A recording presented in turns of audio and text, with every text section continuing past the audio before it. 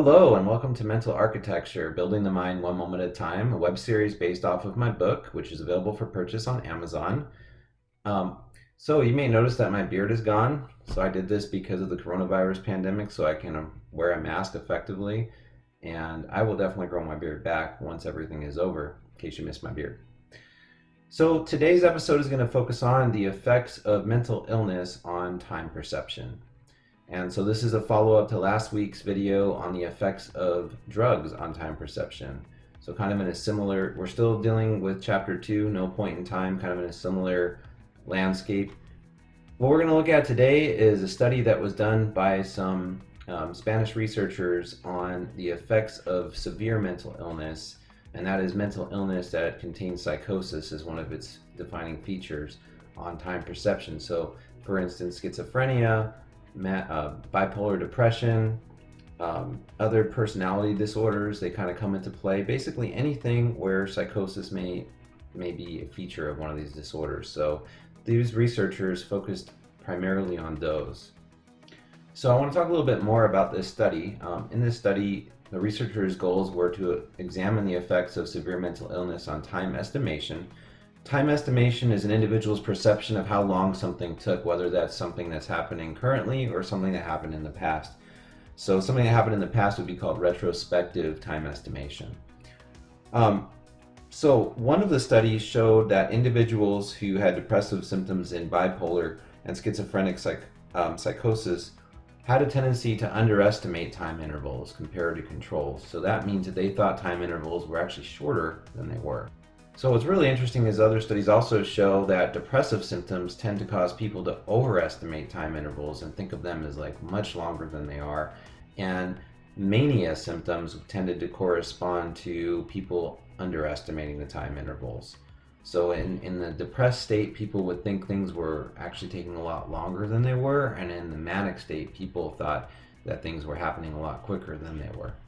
So for this particular study, the researchers recruited individuals who had severe mental illness, which they defined as basically their severe manic depression, schizophrenia, or another particularly severe personality disorder where psychosis was a defining feature. And they also took subjects who had no history of severe mental illness. So all in all, there were close to 400 subjects split into about 2 different groups.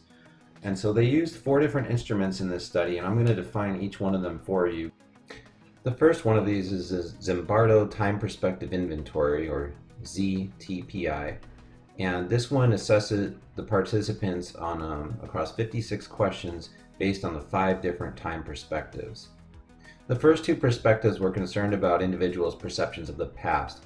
So PN was used to describe a view that is past negative, and so a past negative perception would be an individual views their past events in a very pessimistic kind of way based on emotional and other experiences. PP is past positive, and that's where people look back on their past very fondly. Similarly, there's also the ways people view the present. So the first way is the PF, or present fatalistic. And in present fatalistic, people tend to view the present very negatively and have a very pessimistic attitude towards what's going on in their current world or in the current time. Somebody with a PH, or present hedonistic attitude, tends to look more positively at the present and interpret what's happening in a more positive and hopeful framework. The last dimension focuses on the future, and it's not broken down into 2 categories like the other 2. And instead, researchers just look on an individual's attitude towards the future. So a low future score would look kind of at an individual who views the future very pessimistically. Moderate would mean they're kind of, realistic about it, but not too positive. And a very positive future score would involve them having a very hopeful attitude towards the future. So the goal across these 5 different dimensions is to come up with a time perspective for the individual.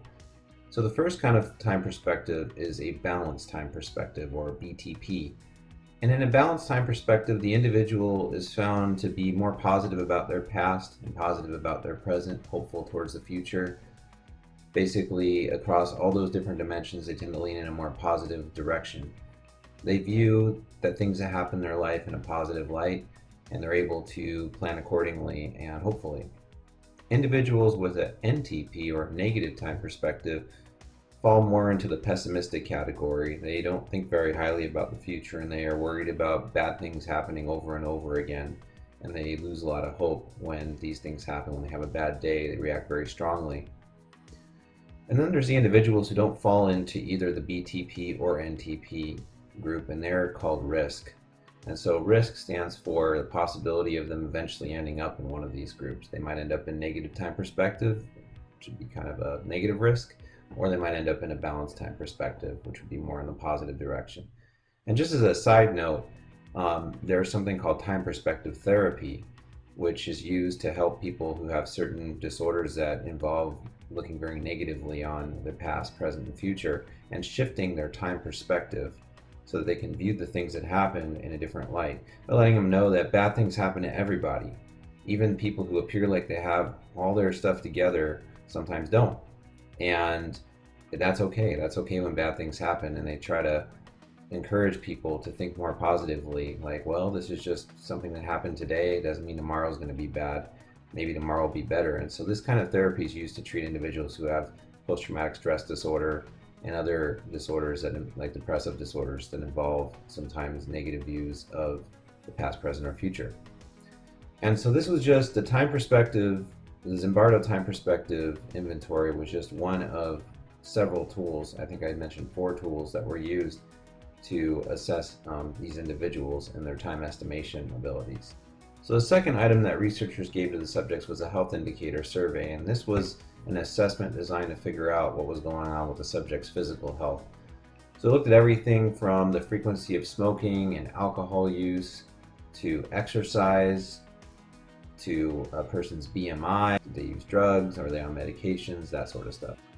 The researchers then gave the participants the Stanford Sleepiness Scales, or the SSS, where they were asked to relate through a series of questions how tired they were from being pretty much ready to fall asleep all the way to moderately alert or extremely alert. And after that, they were given another health-related quality of life survey that assessed them on aspects of their physical health, similar to the other health study that they did earlier, but just more focused on physical health and like medical conditions than, smoking and that sort of stuff. And that allowed them to get a score for that too.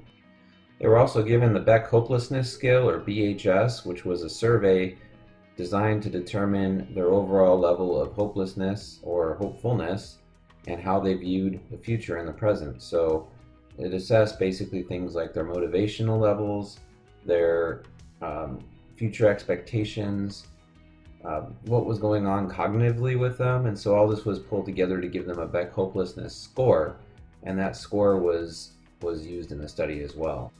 The final test was a time estimation test, and so for this test, the subjects were given a chronometer, very accurate one, and they were asked to do 2 tasks. So the first task was for them to use the chronometer to estimate how long an event that already happened took. And so they would use a chronometer and count it out and then stop it and say, this is how long I thought that took. For the future time estimation, they would basically be asked to estimate a time interval of a certain length. And so they would use the chronometer to do that. So one of the findings of this study was that in the clinical group, that is the group with identified severe mental illness, there were elevated scores of present fatalistic and past negative factors. So that group overall tended to be a lot more negatively thinking about the past and about what was happening in their life currently. What was not really clear, though, is that the results on the future score were not significantly different between the clinical group and the control group.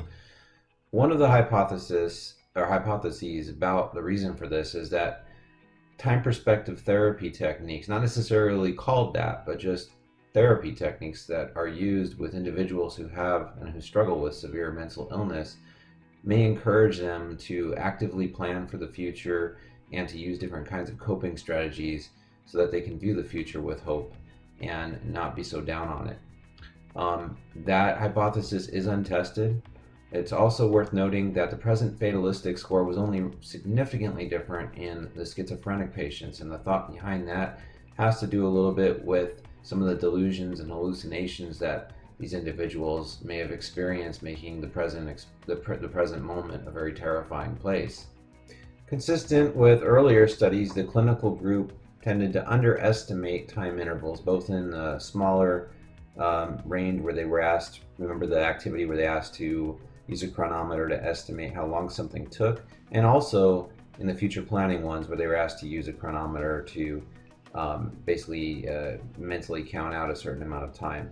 And just for, I didn't mention this earlier, but the past moment one was a 10-second interval, and the future one was a 60-second interval, referred to as E10 and E60, but we don't need to get into all those details right now. So what these results suggested is that the internal clock in people with severe mental illness, especially schizophrenia and other disorders that involve hallucinations and delusions, tends to be sped up. So they experience time going by a lot quicker than people who do not experience those conditions. And another finding was that people who had a balanced time perspective also had healthier indicators on the physical health, and that test, I forget what it's called, the one with the smoking and the drinking and all that stuff, compared to people with a negative time perspective who tended to have less in the way of healthy indicators in those areas as well. Another interesting finding was that people in the risk group, remember that's the one who was neither balanced nor negative, they were kind of in between, experienced more time underestimation than people in the negative time perspective group. And so the researchers hypothesized that might have been caused by negative time perspective leading to a depressed mood, causing time to kind of go by more slowly for them. Consistent with earlier results studying people who suffer from depression, they also committed time overestimation. And most surprisingly, believe it or not, people with a balanced time perspective tend to also overestimate time and commit time overestimation errors.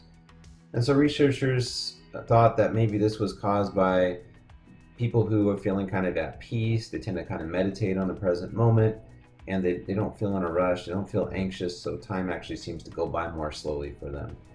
So one of the main conclusions from this study and major recommendations is that therapists look more at providing time perspective therapy to individuals who are suffering from not just severe mental illness, but anxiety disorders and other kinds of mental health issues. If we can get people to look at the past, the present, and the past, the present, and the future in a less negative light and look at it more positively, then that has already been shown to lead to a decreased suicide risk in people with PTSD. I forgot to mention that earlier. But it could really help people out. It could help people with planning for their future better, for developing healthier self-esteem. I think one of the things people need to realize is that everybody goes through struggles. Everybody has bad days. Everybody feels frustrated with themselves. There are very few people in the world who could probably say that they don't experience those things. And what separates a negative time perspective from a balanced time perspective is the attitude that you take in responding to those events that happen, those unfortunate events. People with a more balanced time perspective acknowledge that negative event or that bad event happened to them, but then they're able to use coping skills to move on and strategize, and they also realize that not every day, not every moment's going to be like that. Whereas people with a negative time perspective tend to think, wow, this is just how my life always is. Here comes another bad thing happening to me over and over again, and you get yourself into a vicious cycle. So I just think that time perspective therapy, focusing on how people view time and specifically the past, present, and future, looking back at your past, you can say, oh, I had a really crappy childhood. And when you say that, you start to believe it and feel a little bit sorry for yourself. Maybe your childhood wasn't good. And it is true that some people do have worse childhoods than others. But trying to focus on the things within your childhood that made you into who you are. I had a bad childhood, but it made me into this really strong person. Those kind of attitudes. Anyway, I think you get the idea.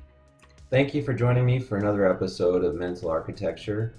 We'll be back next week, still in Chapter 2, looking at unconscious time. So we'll look at things like the time that occurs during sleep states and other states of unconsciousness, to the way that time appears to pass while you're conscious, and the things that go on in your brain to make time seem to have a continuous flow to it. But does it really? So that's what we'll look at next week. Please don't forget to like and comment and also subscribe by hitting the subscribe button down here. Ring the bell if you want to be notified about future videos. We'll have another one out next week. In the meantime, please stay safe, everybody, and have a great night. Bye.